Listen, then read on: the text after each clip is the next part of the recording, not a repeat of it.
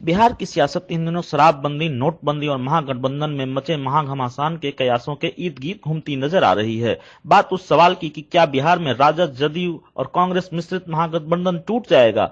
बिहार में महागठबंधन के टूटने के आसार दिखाई देते हैं। वक्त लग सकता है मगर टूटना अपेक्षित है। हम ऐसा इसलिए कह रहे हैं क्योंकि इसके पीछे का मजबूत कारण है।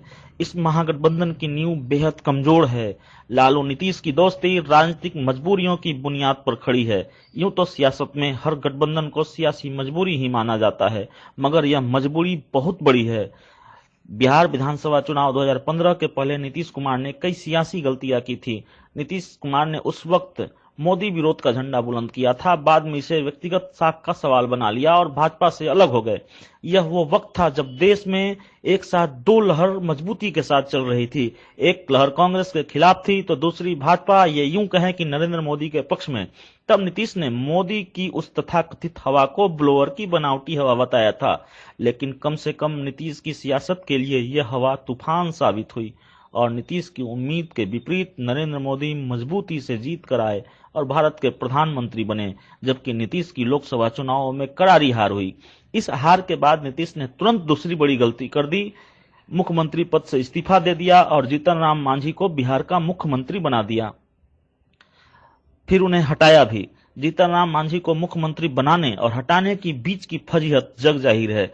इन सब के बाद नीतीश ने सबसे बड़ी गलती लालू यादव के साथ मिलकर चुनाव लड़ने की कर दी। लालू के साथ जाना नीतीश की गलती इसलिए कही जाएगी क्योंकि जिस लालू के शासनकाल का भय दिखाकर नीतीश तकरीबन एक दशक तक बिहार में सत्ता की फसल काटते रहे, उसी लालू का दामन नीतीश ने फिर से थाम लिया था। जाहिर है सवाल उठने थे और उठे भी, मगर नीतीश ने हर सवाल को दरकिनार कर दिया और भाजपा से अलग होने के बाद राजद, कांग्रेस के साथ मिलकर बिहार में भाजपा के खिलाफ सबसे बड़ी सियासी लड़ाई लड़ी और जीते भी। मगर यह जीत की खुशी क्षणिक साबित हुई। लालू से नीतीश की दोस्ती उनकी सियासी गलतियों का आकस्मिक भरपाई का प्रयास था, जिसमें नीतीश फेल हुए, लेकिन संभवतः लालू के साथ जाने का खामियाजा भी नीतीश को भुगतना पड़ा। बिहार में 2016 विधानसभा चुनाव में राजद, जदयू और कांग्रेस मिश्रित महागठबंधन की प्रचंड जीत तो हुई थी, मगर इस बड़ी जीत में नीतीश की एक बहुत बड़ी हार भी छुपी थी। नीतीश कुमार जब भाजपा के साथ थे तो 2 बार विधानसभा चुनाव में उन्हें जीत हासिल हुई थी और सबसे खास बात यह है कि दूसरी जीत पहली जीत से बहुत बड़ी थी, लेकिन संभवतः लालू के साथ जाने का खामियाजा नीतीश को भुगतना पड़ा और बिहार की सियासत में एक बड़ा कद रखने वाले नीतीश कुमार बिहार में 2 नंबर की पार्टी बनकर रह गई। जदयू एक तरह से सियासत में बुरे दिन देख रहे लालू यादव को ऑक्सीजन मिल गया। लालू की राजद बिहार में सबसे बड़ी पार्टी बनी। जाहिर है लालू नीतीश की दोस्ती का फायदा सिर्फ लालू को मिला, नीतीश को नहीं। दूसरी तरफ कांग्रेस का हाथ भी नीतीश के साथ से मजबूत हुआ। बिहार में कांग्रेस की सीटें अप्रत्याशित रूप से बढ़ी। इसका असर देखिए। जब नीतीश कुमार भाजपा के साथ थे तो सुशील मोदी जैसे कद का व्यक्ति उनकी सरकार में उप मुख्यमंत्री हुआ करते थे। दूसरी तरफ राजद के साथ की कीमत उन्हें तेजस्वी यादव को उप मुख्यमंत्री बनाकर या तेज प्रताप यादव को स्वास्थ्य विभाग जैसा अहम महकमा देकर चुकानी पड़ी। तेज प्रताप और तेजस्वी यादव एक तरह से राजनीतिक रूप से अभी अपरिपक्व ही कहे जाएंगे। ऐसे में कई काबिल चेहरों को दरकिनार कर लालू के पुत्रों को अहम मंत्रालयों की जिम्मेवारी देना एक तरह से राजद की दोस्ती की कीमत ही तो थी।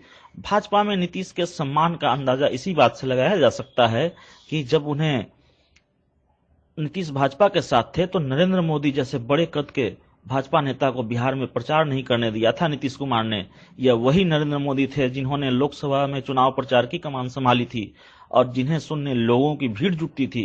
कथित तौर पर तो नीतीश ने डिनर भी कैंसिल कर दिया था, बावजूद इसके भाजपा ने नीतीश के फैसले को मान दिया था। अब भाजपा और राजद से नीतीश की दोस्ती का अंतर देखें तो यह स्पष्ट है कि एक तरह से अपने सम्मान की कीमत पर नीतीश ने लालू से दोस्ती की थी।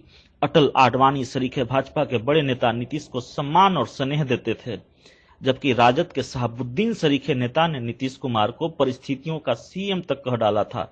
ऊपर से रघुवंश प्रसाद सिंह सरीखे राजद के दिग्गज नेता के बयान ने कई बार इस आग में घी डाला। जाहिर है राजद से जदयू के रिश्ते तल्ख होते रहे हैं। अब नोटबंदी पर राजद कांग्रेस का रुख एक है और नीतीश का रुख अलग है। नीतीश ने नोटबंदी का स्वागत किया तो भाजपा अध्यक्ष अमित शाह ने धन्यवाद देने में देर नहीं की। मामले पर सियासत गर्म हुआ तो मुलाकातों का सिलसिला भी चला। अशोक चौधरी ने लालू से मुलाकात की तो पटना पहुंची पश्चिम बंगाल की मुख्यमंत्री ममता बनर्जी ने लालू के घर का रुख किया और लालू को मजबूत आवाज वाला नेता और नीतीश की जदयू को अलग विचारधारा वाली पार्टी बता दिया। जाहिर है बिहार की राजनीति का मिजाज हर पल बदल रहा है और कई बार राजद कांग्रेस के साथ नीतीश की सियासी असहजता बढ़ी है। यह असहजता तब और बढ़ जाती है जब नीतीश कुमार पर जंगल राज पार्ट 2 संचालित करने का आरोप लगता है और गंभीर अपराधी वाले चेहरों को पटना हाईकोर्ट से जमानत मिल जाती है और सरकार को सुप्रीम कोर्ट का रुख करना पड़ता है। पूरी बातों का लब्बो लुआब यही है कि लालू से नीतीश की यारी का सुख उस चुलगम की तरह है जिसके मिठास का आनंद नीतीश ले चुके हैं और अब मजबूरन बेस्वाद हो चुके उस च्युइंगम को चबा रहे हैं। और बिहार की सियासत इस सवाल में उलझी है कि नीतीश इस च्युइंगम को उगल देंगे या निगल